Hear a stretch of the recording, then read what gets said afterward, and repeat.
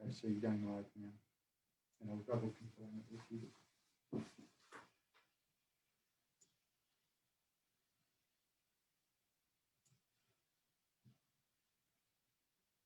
Yeah, you're right. On this episode of Northern Vibe, you're going to hear why Desmond Tayley, an accomplished, respected elected representative, is pro a new state for North Queensland. We're busting the myth that support for a new state doesn't cross social and political boundaries. Stick around, stay with us.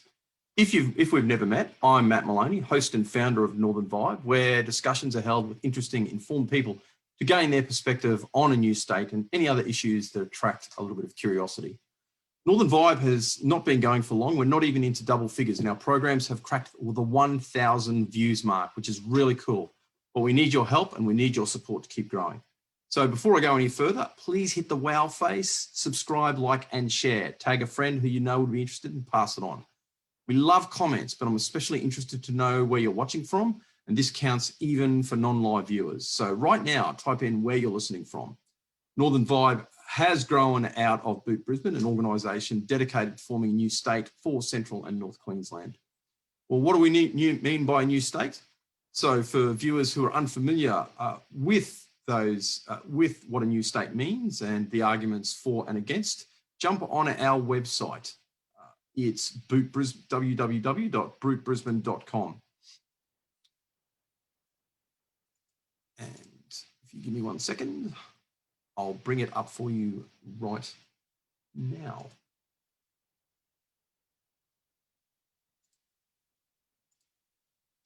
So our website, www.bootbrisbane.com, looks exactly like this.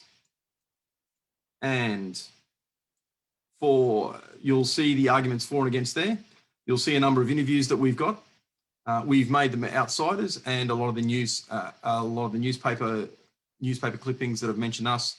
Furthermore, there's some other interesting and informative speakers there. So we're really, really, really keen to get people on that.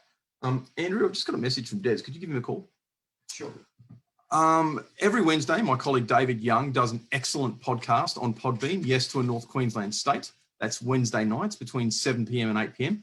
Get the Podbean app and have a listen. Right now, we're unashamed new state advocates, but we are growing and we are developing. In the very near future, we're going to have a podcast just on people, places, and events, an interesting organisation. So keep an eye on Northern Vibe. Every time we go on air, we get that little bit more professional, we get a little bit more knowledgeable, and we have a little bit more fun too, I've got to say. So today I've been lucky enough to secure as a guest Desmond Tayley from Wudjil Wudjil. Now, Des is famous for describing his community as the place that's so nice, you've got to say it twice. And if your town has a little cool moniker, I'd like you to put that down and leave it in the comments screen right now. And we've got listeners from all over Queensland. Some may not know much about Wudjil Wudjil. It's a little bit south of Cooktown, north of the Daintree on the banks of the Bloomfield River.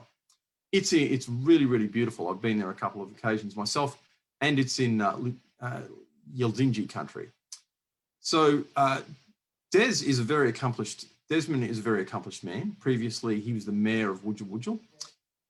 He was the director of Cape York Natural Resource Management's inaugural board. He was one of Queensland's youngest and longest serving mayors. So he held that position for a number of years, and then in 2016, he lost the election, and now he went back and refought that election. He's since stood for pre-selection for the North Queensland First Party. That's Jason Costigan's party, and he's won that pre-selection for the electorate of Cook. Now, North Queensland First, it's very important to note that Brisbane and Northern Vibe, we are not party political. We do not support any particular party at all. For us, it's all about a new state. And to North Queensland First credit, it's the only party that does directly support a new state. So we do give them a fair bit of airtime. But it's also important to note that we're keen to get interviews from anyone else. I've approached a number of other people. We were also lucky enough to have the excellent Yodi Batsky on here. So it's a broad platform. There is no one specific political party that we're getting into. So Des should be joining us. Des should be joining us very, very, very, very soon. So I'm just going to pull up. You've got to end your screen share. End the screen share. The red button. Mm-hmm. All right, so you've all seen the Boot Brisbane website there. I do suggest you get on and have a look. It's Northern Vibe also has a YouTube channel, and we're developing Podbeam and other capacities. As time goes on, we're going to become, we intend to become a bit of a Cairns mouthpiece. So there are a lot of interesting groups out there that we wish to speak to. And for example, I don't know if Cairns viewers knew, but there is in fact a Cairns fungi foragers group. There's a very strong cosplaying community up here. There are a lot of little, really interesting little people and places that I really, really want to get involved in, and I really want to explore further. So we're unashamed about a new state. We have a number of people who are assisting us to become involved with that, but do keep a bit of an eye on us. We're going to get a little bit bigger and a little bit better. We seem to have a little bit of a technical issue with Des coming on. So what I'll do is I'm going to take this opportunity to go through our website, and I'm going to show you where you can get some of the facts and figures.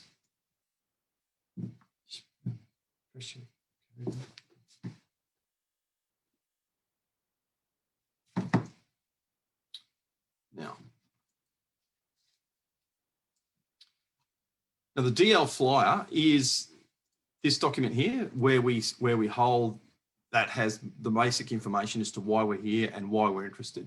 And really the front page does show it all. Parliamentary representation is why Boot Brisbane exists.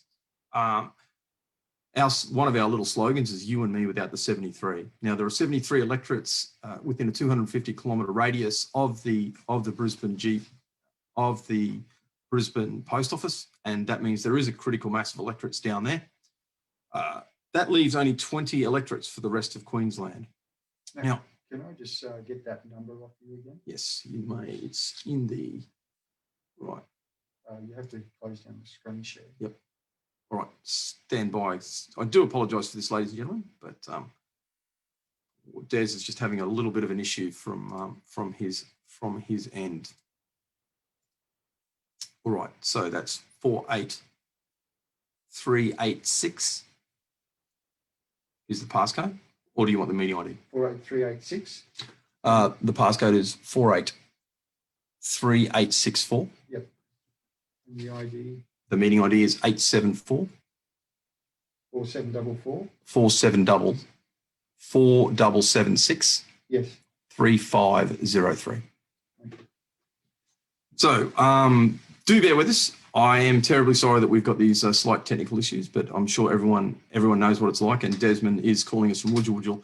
I can indicate that he's been travelling around Cook today in an attempt to as part of his efforts to get elected. So back to the flyer.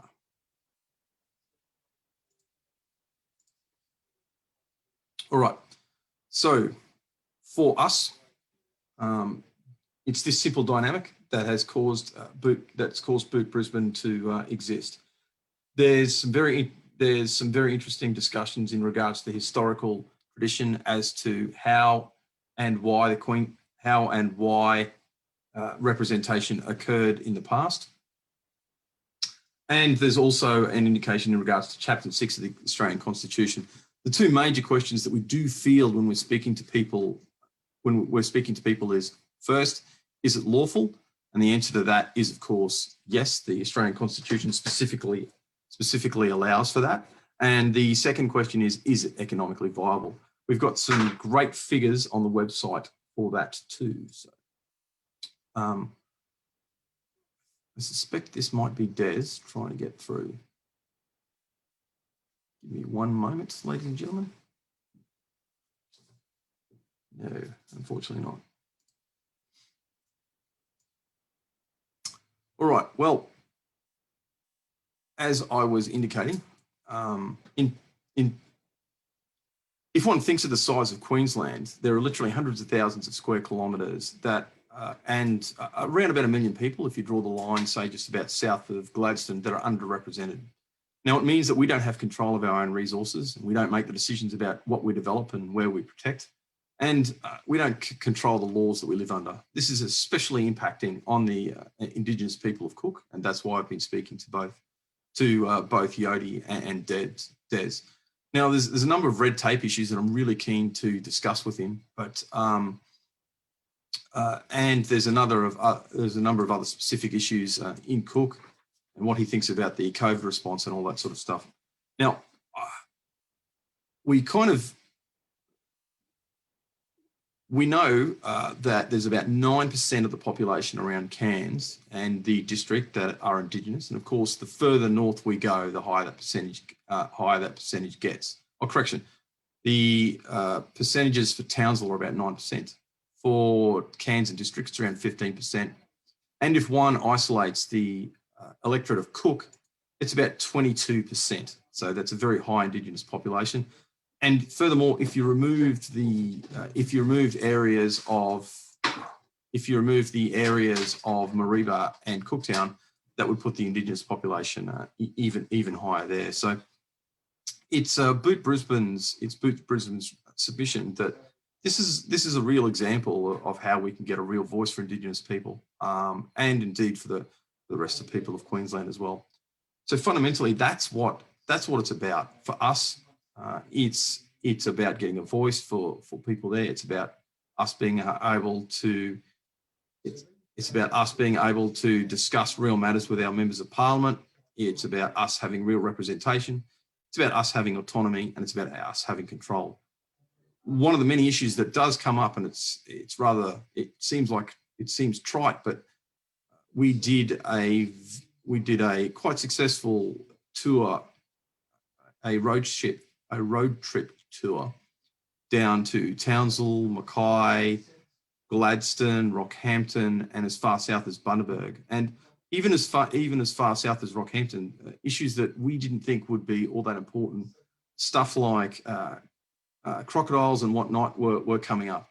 I have to say, another really interesting anecdote from that trip is there was always a discussion in regards to the maroon jersey and who's going to own that. We maintain that when the state splits, it's not an if, as Bernard Salt, the demographer, has indicated. It's not if, it's when. When the state splits, New South Queensland, we think that they should nominate their own colour. Us North Queenslanders, considering that we disproportionately have the best football players up here, we're the people that should keep the maroon jersey. But one of the other discussions we had around that is it's actually not going to kick in for about 20 years, because if you think of when the new state starts, the old rule of where you played your first game is still going to define how that goes through. So splitting it, for all the mad keen football fans, and this is an issue that does come up all of the time, I assure you, splitting the state isn't going to have too much of an impact for the next 20 years because the rules will still apply there. Now, Bernard Salt has been very kind with his time. He's one of the chaps that we've interviewed on our website. And again, I'm really, really keen to get people onto the Boot Brisbane website. You'll notice an interview that I had with him when he was up here. He was kind enough to give us a good 40 minutes of his time. In that, he discusses the specifics around demography and, of course, the desirability. He summed it up pretty succinctly when I asked him. I said, well, Bernard, why should this happen? And he said, well, do you like democracy, and do you believe that people should be represented? Well, if so, that's the case. And I thought it was rather succinct that he was able to line that up as quickly and as succinctly as that. So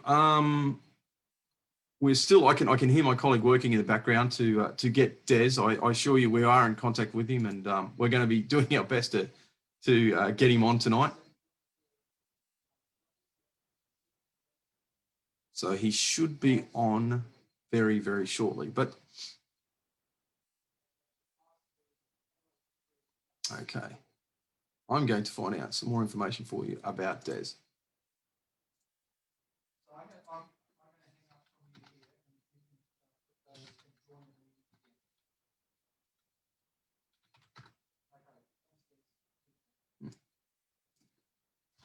All right, well, I've just had some indication that he should be joining within the next couple of moments. So rather than me stuffing around on the computer, I'll just wait and get him in. This is the, so a lot of people were kind of suggesting to us that we shouldn't go live, that we should put everything, you should put everything in the recording. Those numbers, and I've had a connection through Des on another channel, but he's still having trouble logging into that channel. Okay. All right. 4 7 7 6 3 4 0 3 4 8 3 8 6 4 confirmed. Is there an alphanumeric code there at all? Indeed, there is not. No. Okay. Yep. Okay. Is that him? No. No. All right. I'm going to try and connect through to you myself. Okay. Excellent. Maybe we can put him on the phone.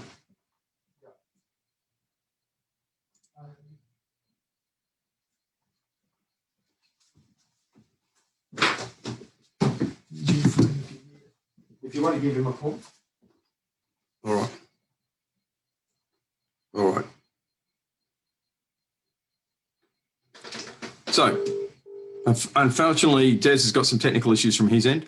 Okay, Des, we're live, mate. Can you hear me? Yeah, I can hear you, mate. All right. So, look, what I'm going to do is going to put you right near the microphone here, mate. I've gone through the introductions, and I've given people a basic outline of what you've been up to and the sort of person you are, and a little bit about Wujal. But mate, what I'll get you to do is first tell me about Wujal. The place is so great that you've got to say it twice.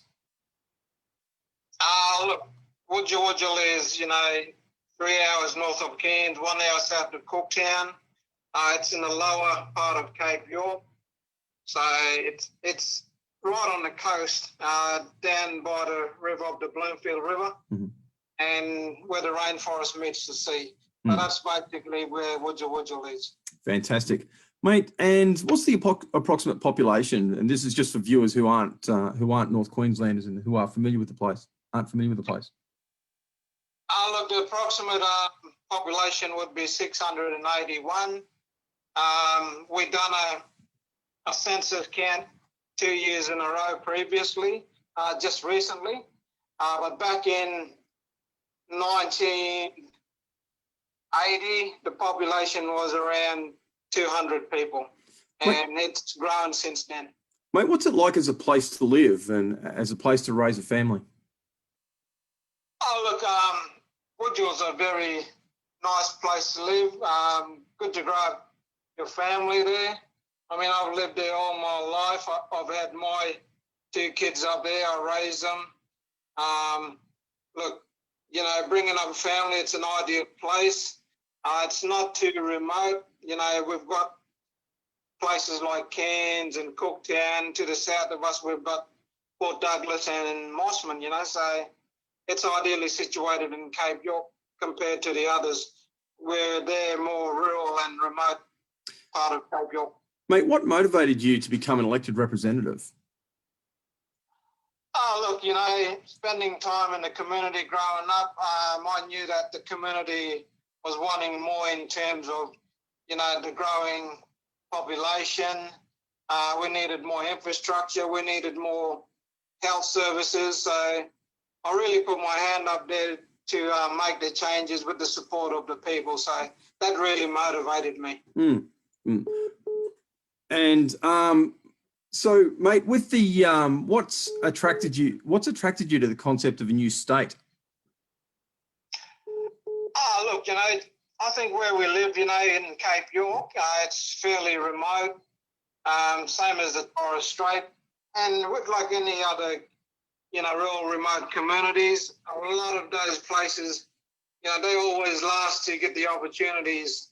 Say, for example, if there's a 5G tower going in, we're always the last one to have that, 5 years later. So a lot of our places miss out on getting the new technologies. That's an example.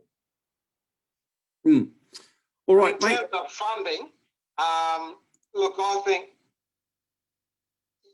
whether it's taxpayer money, but the rural remote areas always get left out, and they're the last ones to receive funding. So a lot of our people get very disgruntled in terms of, they ask the question, where is our taxpayers' money going? And look, that's precisely right, Des. We know that North Queensland does produce a disproportionate amount of wealth, and in fact, it's our wealth that disproportionately does fund what's going on down in the southeast. So, mate, I'd like to get some comment on you. So let's say you win the election, and you're in control of some of that wealth. What's the first issue that you'd attack? Definitely, it's something that, if I'm successful in election this year in 30 October this year, it's something that I sit down with the constituency, regardless of where they are in the electorate of Cook, is to go out there, start talking to people, and just get an idea in terms of what would they like to see within the electorate. Say, for example, in recent weeks, I've spoken to the farmers up in Mareeba. I've spoken to people in Mossman, I've spoken to people in Cooktown, people in my community. So, a lot of the things that on the back of their mind is, employment is the number one casing point at the moment. How do we get the local economy stimulated and get jobs for people? So that's one of the issues that they're talking about at the moment. All right, mate, and there's a bit of an idea that the new state for North Queensland, that the concept really doesn't cross political or social or other socioeconomic boundaries. Like I've already interviewed another candidate for Cook, Yodi Batsky, who's quite passionate about a new state as well. Mate, as a proud Indigenous person, can you tell me what you think a new state could and should mean for Indigenous Queenslanders? Look, I think it'll be something that be a welcome relief for Indigenous people. Look, the Cook electorate is pretty big in the northern part of Queensland, and it's something that we would look forward to, and it'll create opportunities around creating another electorate within the Cook area. So, rather than having one candidate, you could probably have two. So it's something that, there could be possibilities. You've raised a very good point, actually, considering that most Queensland electorates are around 33,000 people off the top of my head. There are comparable jurisdictions in places like South Australia who have electorates around about the 25,000, I believe it is. I may stand corrected on that, but I'm quite sure that that's the number. And yeah, so if we could form a new state and we could carve up electorates, cutting out the critical mass of electorates in the southeast corner, I do believe that would mean a lot better representation for people everywhere. And yes, because you are an proud Indigenous person, we're discussing that specifically, but it's important, and we don't back away from that. But it's important also to note that these basic principles apply to every North Queenslander everywhere. Really, I think the things that affect Indigenous people, the same issues that affect Indigenous people, are of course the same issues that affect us as North Queenslanders up here. Oh, definitely, mate. I think regardless of what your nationality is, it's something that joins us together, and we're proud North Queenslanders, and it's something that we would welcome. And it's been a long time coming. If we're successful in doing it as Queenslanders, I think it would be something, for the whole region to, embrace, I guess. Great. Look, I'm just going to read something out, and I just want to get a comment now. The best conversations we've had on Northern Vibe is it's great when we get a little bit of, so I do try and stoke a little bit of controversy every now and then. It's not that I'm out for an argument with a man of your intellect and experience, I can assure you, Des. But look, I have to say I disagree with the concept of having a separate system for Indigenous people and the idea of separate laws to live under. I think it's a bit of a dangerous path to tread to put aside seats in Parliament or anything else purely along racial lines. Now that's just not I believe that for anyone, Indigenous people, Jewish people who I'm very good friends with, Muslim people, or anything else like that, any along those rather arbitrary socioeconomic lines, I'm sort of concerned about. I sincerely believe that the best way forward for moving Indigenous people forward is a new state for North Queensland. And the reason I think this, Des, and this is where I'm going to chase your comment on that, is because pure demographics. We discussed before the numbers of people living in the electorate who are Indigenous. I think pure demographics is going to ensure that you get great candidates like yourself, great candidates like Yodi, and great people like Eric Demore, who was a fantastic member of Parliament. You're going to get, just naturally, without having to put seats aside, we're going to get this natural progression and high rates of Indigenous involvement in the political process, high numbers of candidates, and of course elected people. I'd like to get your comment on that. Oh, definitely. Look, coming from an Indigenous person, look, at the end of the day, my people, they're not looking for handouts. We want to be treated equally. I don't agree to having, Indigenous specific seats. It should be awarded on their merits. If you're a great candidate, if you're there for the people, so be it. You should be chosen on that, not because you're Indigenous. Look, at the end of the day, if you're from a specific area, we're talking about the seat of Cook here now. Yep. Look, at the end of the day, if you're going to represent the people in Cook, that should be it. You're there to represent the people, whether you're black, white, or Brimble. Well, mate, that's very well spoken indeed. Look, we've gone for a good half an hour. We've gone for a good half an hour now, mate. Look, there is a couple of other quick questions I did want to ask. What is the what's your feeling on the bridge, a possible bridge across the river? Look, it's been on the table for a while. What I've seen in the papers lately and in social media, look, it's in discussion at the moment, at this point in time. It's something that the Shire needs to look at, and, if the people agree to, well, look, at the end of the day, as leaders, we should be fully informed by the constituency. And that's how we make informed decisions, I guess. Okay. It's something that the Douglas Shire and its people need to talk about. Okay. And if it's a case that they're wanting a bridge, well, so be it. So it's a case of consultation. Exactly. Another quick question. Look, say you get say you get elected and you were and it's a minority government and you could kind of hold the Parliament for ransom.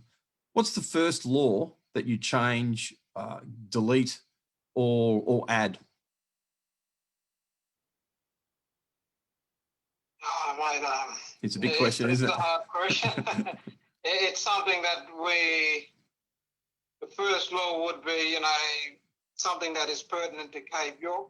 It's the Vegetation Management Act. They're talking about the reef land. That's going to be detrimental to a lot of our farmers in far north Queensland and even to the south of us. So it's something that really needs to be looked at very seriously and, thought out and worked through with the farmers and people involved. It shouldn't be taken lightly. All right. Well, look, that being the case, I know that your time is very limited. So we're going to start wrapping this up. I'm going to bit of a call to action for anyone interested in Des's policies. He does have a pretty good internet presence, so So Google him. Please join us again next week. I do apologise profusely, profoundly, without qualification in regards to these tech issues, but I assure you, the more we go along, the better we're going to get. And as I said, we're kind of we're expanding our footprint and the other things that we're interested in as well. If anyone has any suggestions in regards to answers and questions that they would like us to ask people, any ideas in regards to people we could or should be interviewing, please don't hesitate to leave a comment in the field there. And again, tell us where you're from. I'm loving some of the comments that we're getting on the screens there of people telling us where they're from and what they're interested in. And it's been, we do read those, we take them very seriously, and we're guided by that. So like, comment, join us next week. Thank you very much for tuning into Northern Vibe. I'm Matt Maloney, and Des, thank you very much for taking time out of your phenomenally busy schedule to be with us today. No worries. Thank you, Matt.